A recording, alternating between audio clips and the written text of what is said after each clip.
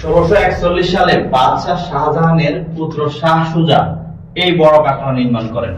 বাইরে থেকে এটা কিন্তু বিস্তৃতি বা গভীরতা একদমই বোঝা যায় না, ভিতরে আসলে বোঝা যায় আসলে এটা কত বিশাল বা এটার ভিতরে কেমন ছিল। আমরা এখন বড় কারখানাটা ঘুরে দেখব। পুরান ঢাকার চকবাজারে হাঁটতে হাঁটতে চোখে পড়তে পারে জামিয়া হোসাইনিয়া আশরাফুল উলুম বড় কাটারা মাদ্রাসা। তখনই আপনার মনে হবে ছোটবেলায় পাঠ্য বইয়ে কিংবা চাকরির প্রস্তুতি নেওয়ার সময় নিশ্চয়ই বড় কাটারার নাম শুনেছেন, কিন্তু ভিতরে কখনো যাওয়া হয় নাই। আজকে আমরা বড় কাটারার ভিতরটা ঘুরবো, আর ওই যে প্যান দেখা যাচ্ছে সেখানে গিয়ে বসবো। আসলে এই বড় কাটারা বাইরে থেকে যা দেখা যায় ভিতরটা সম্পূর্ণ ভিন্ন, মানে ভিতরের পরিবেশটা অনেক বিশাল, অনেক বিস্তৃত। এখানে ডান পাশে রয়েছে বড় কাটারা মাদ্রাসা। 1931 সালে শামসুল হক ফরিদপুরি রহমতুল্লাহের সহায়তায় এই মাদ্রাসাটা প্রতিষ্ঠিত হয়েছিল।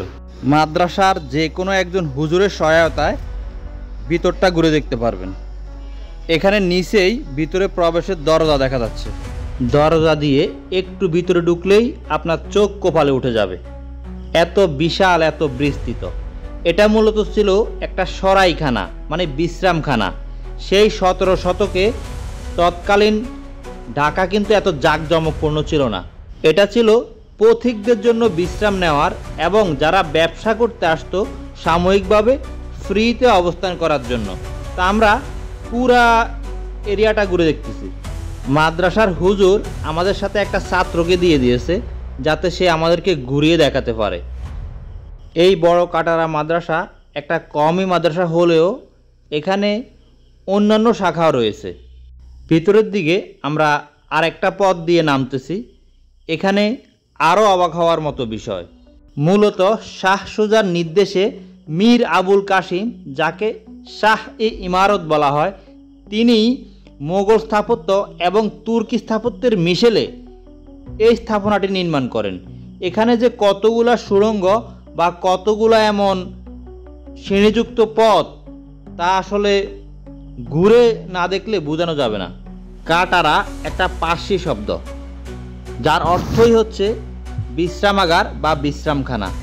এই বড় কাটারার প্রত্যেকটা রোম বা ভিতরে এত বেশি গলি রয়েছে, প্রত্যেকটা গলি দিয়ে হাঁটার সময় 400 বছর আগে মোগল আমলের স্থাপত্যশৈলী এবং তাদের রুচিবোধ একদম সামনে প্র্যাকটিক্যালি দেখতে পারবেন। প্রথম দিকে এই বড় কাটারা মূলত শাহ সুজার বসবাসের জন্য নির্মিত হয়েছিল, কিন্তু তার নিজেরও এটা পছন্দ হয় নাই। এ কারণেই তিনি এটা বসবাস না করে বিশ্রামাগার হিসেবে ব্যবহার করতে দিয়েছিলেন। 2024 সালের শেষ দিকে এই বড় কাটারার একটা বড় অংশ ভেঙে ফেলা হয়। বর্তমান অংশটুকুও বসবাসের তেমন একটা উপযোগী নয়, মানে আর বেশি দিন এটা টিকবে বলে মনে হয় না।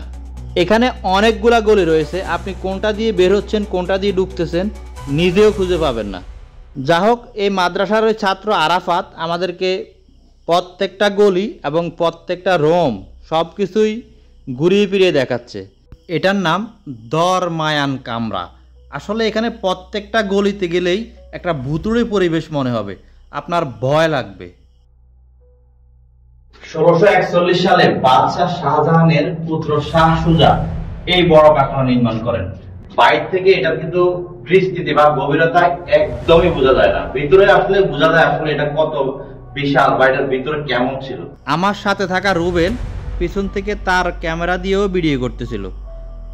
প্রত্যেকটা অলিগলির প্রত্যেকটা দেওয়াল, প্রত্যেকটা ইট আমাদেরকে স্মরণ করিয়ে দিচ্ছে সেই 400 বছর আগে মোগল আমলে কেমন ছিল মানুষের রুচিবোধ, কেমন ছিল তৎকালীন জীবনযাপন বা তাদের বসবাস রীতি। ভিডিওর শুরুতে বলেছিলাম ওই যে প্যান দেখা যায় সেখানে যাব, এটাই হচ্ছে সেই রোম। এখানে বসার খুব সুন্দর ব্যবস্থা আছে। এই স্থানে বসে বাতাস খেতে খেতে আপনি ঢাকা শহর দেখতে পারবেন।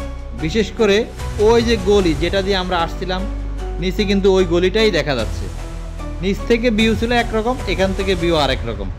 যা হোক, ঢাকায় যারা থাকেন বা ঢাকায় যান, অবশ্যই মোগল আমলের স্থাপত্যশৈলী দেখতে এই বড় কাটারা অবশ্যই ঘুরবেন।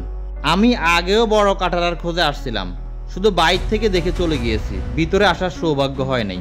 তবে এবার ভিতরটা ঘুরে দেখলাম আর অবাক হচ্ছি সেই সময়ে মানুষ কিভাবে এত সুন্দর স্থাপত্যশৈলী নির্মাণ করত। এটা হচ্ছে বড় কাটারার আরেকটা গেট, শুরুতে একটা দেখিয়েছিলাম, এটা আরেকটা। যা হোক, পুরান ঢাকার সবগুলো ঐতিহাসিক ও দর্শনীয় স্থান দেখার জন্য এই মাহবুবুর রশিদ চ্যানেলের সাথেই থাকুন।